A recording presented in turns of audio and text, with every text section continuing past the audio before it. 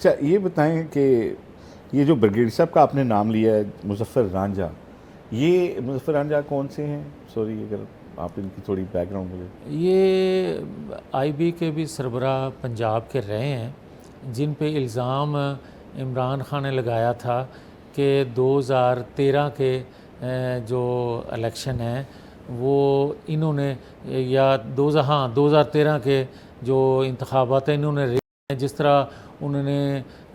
35 puncture کا الزام لگایا تھا مختلف، اس ایک الزام ان پہ بھی تھا۔ کہ چوہدری صاحب میں بڑی ایک انٹرسٹنگ بات آپ کے علم میں لانا چاہتا ہوں۔ جب جنرل عاصم منیر صاحب کو آرمی چیف بنانے کا فیصلہ نواز شریف صاحب نے کر لیا تو یہاں سے اس وقت کی اپوزیشن یا حکومتی اتحادی کوئی بھی موجودہ اس وقت کی جو قیادت تھی ادارے کی اس کو ناراض کرنے کے لیے تیار نہیں تھا یا حوصلہ نہیں رکھتا تھا۔ تو اس وقت ایک معاون خصوصی تھے بریگیڈیئر ریٹائر مظفر رانجھا جی وہ اور جاوید لطیف، یہ دونوں آپس میں گفتگو بھی کیا کرتے تھے اور میسیجز بھی لندن میاں صاحب کو کیا کرتے تھے کہ جو آپ نے فیصلہ جنرل عاصم منیر کا حوالے سے کیا ہے وہ بہترین فیصلہ آپ کا ہے، اور کوئی وقت آیا تو وقت ثابت کرے گا کہ ریاست کے مفاد میں آپ نے فیصلہ کیا ہے۔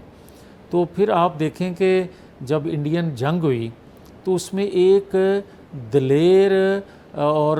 حوصلہ والا بندہ، دور اندیش بندہ اور ایک پروفیشنل سولجر ہی اس طرح کا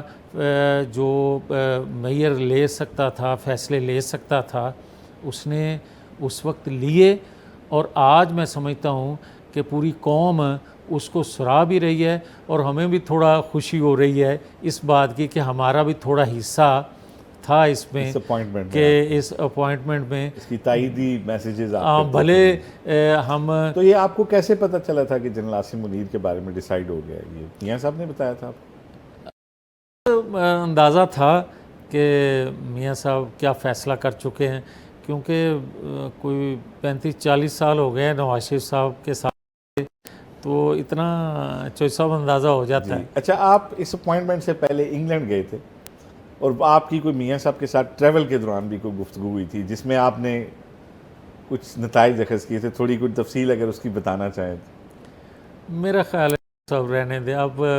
پلوں کے نیچے سے پانی بہت گزر گیا ہے تو آج کے سسٹم کے لیے وہ شاید ٹھیک نہیں ہے۔ اچھا چلیں ایک آخری بات ماضی میں سے، آپ کا نام پسند نہیں کرتے تھے، آپ کو کابینہ میں نہیں دیکھنا چاہتے تھے جنرل باجوہ، اتنا ذاتی کیوں آپ کے خلاف تھے؟ دیکھیں میں اس وقت بھی سمجھتا تھا اور آج وقت ثابت کر رہا ہے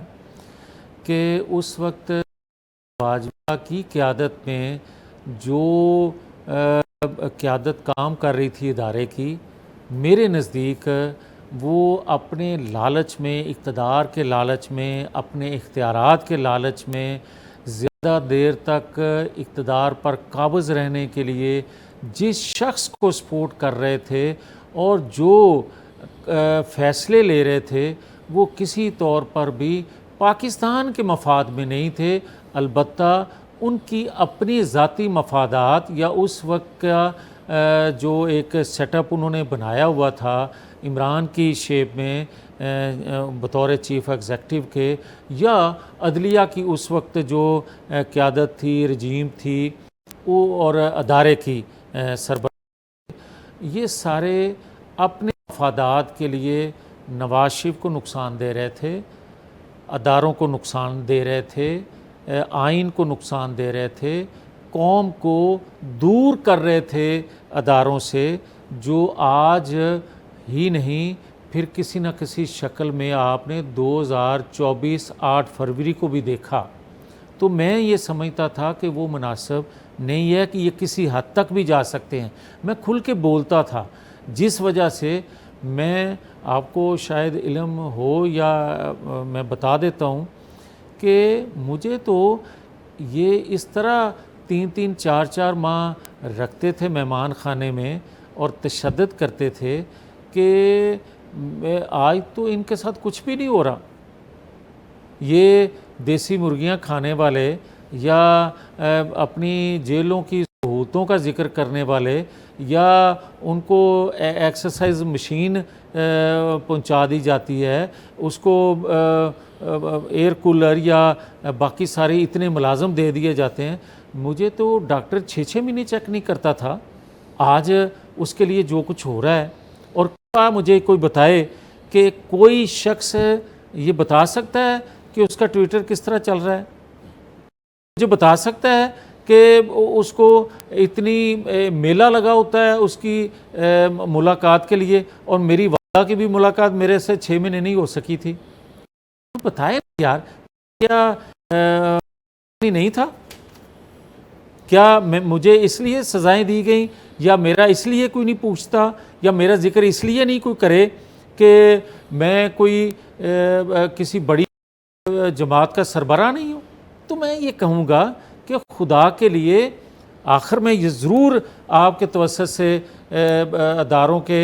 آج کی جو رجیم ہے ان سے ریکویسٹ کروں گا کہ خدا کے لیے آنے والی نسلوں پہ احسان کر دیں کہ جنرل باجوہ, فیض, جسٹس ثاقب نثار سے جسٹس بندیال تک, اور اس عمران خان سے فرح گوگی اور فرح گوگی سے بشرا بی بی تک, خدا کے لیے لوگوں کو بتا دیں کہ یہ کس کے لیے کام کر رہے تھے اور ان کے کیے ہوئے فیصلوں کا ریاست کو, قوم کو کیا نقصان پہنچا ہے. تو پھر مقبولیت دیکھیں آپ کس کی کہاں کھڑی ہے. اچھا یہ بتائیے گا کہ آپ نے بتایا کہ جنرل باجوہ جو ہیں وہ ذاتی طور پہ جو آپ کی 18 ماہ کی حکومت تھی پی ڈی ایم کی, اس میں آپ کی کابینہ میں شمولیت کے خلاف تھے. تو اتنا ذاتی لیول پہ وہ آپ کے خلاف کیوں تھے؟ دیکھیں چو صاحب, کئی وجوہات تھیں, اس میں ایک دو جو وجہ وہ میں عرض کر دیتا ہوں. پہلی بات تو یہ ہے کہ جب مریم نواز شریف کو یہ میسیج دیا گیا کہ سمیش کر دیں گے, مار دیں گے آپ کو, تو 2 3 4 دن میں نے انتظار کیا کہ جماعت میں سے کوئی اس کا جواب دے گا. جب جواب نہ آیا, مجھے کسی نے نہیں کہا کہ اس کا جواب دیں. میرا ضمیر گوارا نہیں کرتا تھا, میری غیرت گوارا نہیں کرتی تھی کہ میری قیادت, جس سے میں عشق کرتا ہوں نواز شریف سے, اس کی بیٹی کو سمیش کرنے کا کوئی میسیج دے, مارنے کا کوئی میسیج دے, اور اس کا جماعت کے اندر سے کوئی جواب نہ دے. پھر میں نے کہا کہ اگر کوئی سمیش کرنے کا ارادہ بھی کرے گا, سوچے گا بھی, تو ہم جواب دیں گے. پھر میرے پہ وہ لاسٹ جو غداری کا مقدمہ بنا, پھر انہوں نے مجھے گرفتار کر کے, مجھے جب تشدد کرتے تھے تو کہتے تھے کہ رون دی آوازاں کڈ تاکہ جنرل فیض امید جنرل باجوہ نو اسی سنانا چاہتے ہیں. تو میں اس کو آگے سے یہ کہتا تھا کہ یار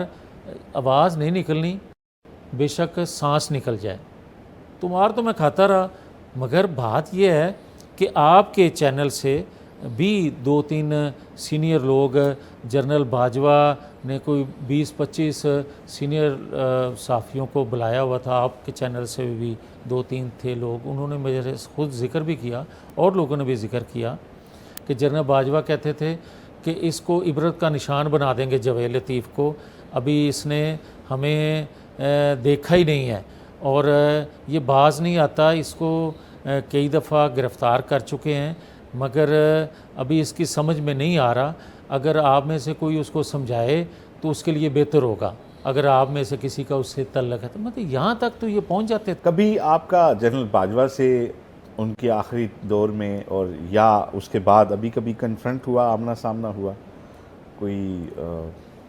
کسی محفل میں, کسی جگہ؟ میرا آج تک کسی سے آمنا سامنا نہیں ہوا, اور اللہ رب العزت کا لطف و کرم ہے کہ میں نے اس رجیم سے کبھی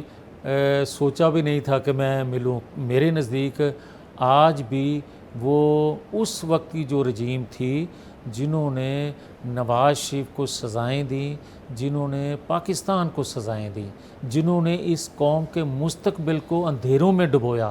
میں تصور بھی نہیں کر سکتا تھا ان سے ملنے کا، کیونکہ میں ان کو قومی مجرم سمجھتا تھا، اور آج وہ قومی مجرم ثابت ہو رہے ہیں۔ آپ